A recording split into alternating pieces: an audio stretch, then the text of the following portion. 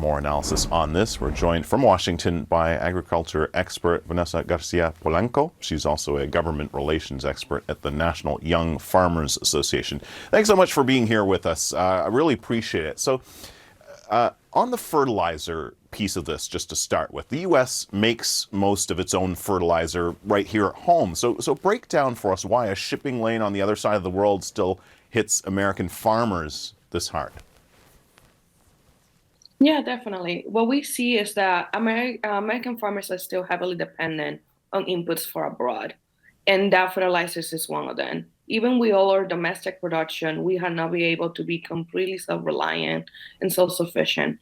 And we have seen those shocks before. For example, when the war on Ukraine started, we saw also a spike on fertilizer prices.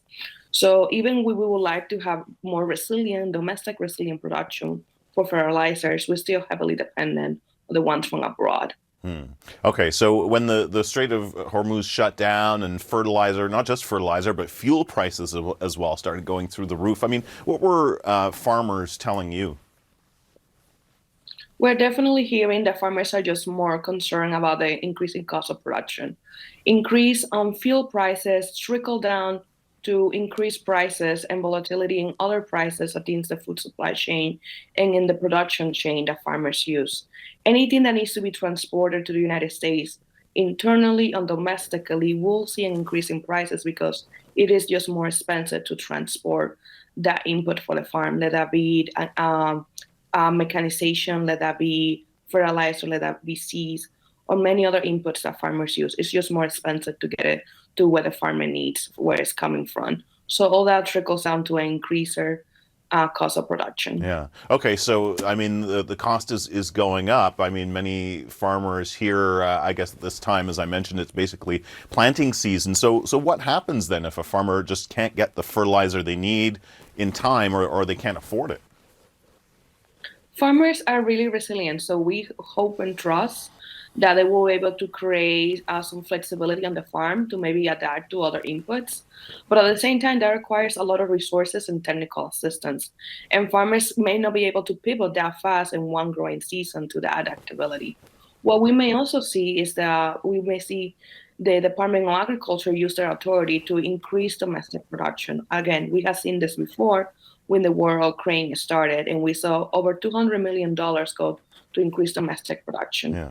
At the same time, Yeah, just curious because you mentioned sort of the need to be flexible and to perhaps change crops and so on. I mean, that's easier, I guess, for bigger farms. Your group focuses a lot on the little guys, small farms and farmers who are just starting out. I imagine, for them, they're going to get hit a lot harder by this than the massive corporate farms. Is that right? no, in the contrary, smaller farms tend to be more resilient and more adaptable because they're able to shift to all the geopolitical and market shifts better. When monoculture, bigger farms, it's harder for them to adapt. Like a big farm cannot change the crop that they're growing now. Mm. Like they may change the practices on how to manage their growing without fertilizers and different inputs. But like actually changing a lot of their business plan, this lane is hardly impossible. So then, we're talking about farmers, but for folks at home, I mean, how does all of this end up affecting what we're paying at the grocery store or what will be available on our table? Definitely. Farmers are really worried that have to transfer the increase of cost to their consumers.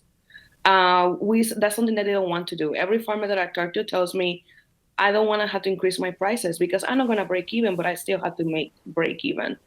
At the same time, we are really worried that this is going to create more erosion in consumer confidence in domestic production. So we are really going to probably see an increase in prices and food prices in a moment that we have not still have high inflation. Yeah, something so many people can't afford with the rising price of gas and everything else going up as well. I want to end with this. The Farm Bureau is asking the White House and Congress for help. What's the one thing that needs to happen right now to help keep these farmers afloat? We definitely need more financial assistance directly from the Department of Agriculture because farmers have a lot of economic uncertainty since last year, so this is only adding on. So we would like to see action from the USDA and Congress as financial relief for farmers. not only tied to economic uncertainty and tariffs and the geopolitical situation, but to really help farmers create a safety net that actually makes them viable. Yeah, let's certainly hope there's bipartisan cooperation to help out our farmers, because it affects all of us in the end, obviously. Vanessa Garcia Polanco, thank you so much for speaking with us. Really appreciate it. Thank you.